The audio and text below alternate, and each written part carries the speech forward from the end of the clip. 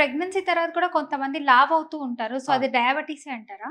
లేదండి. డయాబెటిస్ అంటే చాలా మందిలో డయాబెటిస్ ఉంటే తగ్గిపోతారు. ఓకే. వాళ్ళ బాడీ తెలియకుండానే వాళ్ళు చేసే తిండి కరెక్ట్ గానే ఉంటది. ఫిజికల్ యాక్టివిటీ అంతా బానే ఉంటది. హ్మ్. కానీ వాళ్ళు ఎంత తిన్నా కూడా బరువు తగ్గిపోతా ఉంటదన్నమాట. ఓకే. సో, డయాబెటిస్‌లో మెయిన్ సింప్టమ్ ఏంటంటే మనం అశ్రద్ధ చేస్తే, హ్మ్. షుగర్ లెవెల్స్ ఉన్నాయి హైగా. మనం అశ్రద్ధ చేశామనుకోండి, హ్మ్. ఖచ్చితంగా మనం చూస్తూ ఉండగానే వాళ్ళ తిండి అన్నీ బానే ఉంటాయి. నిద్ర బానే హ్మ్. ఉంటది. అన్నీ బానే కానీ మజిల్ అనేది బాగా లాస్ అవుతారు.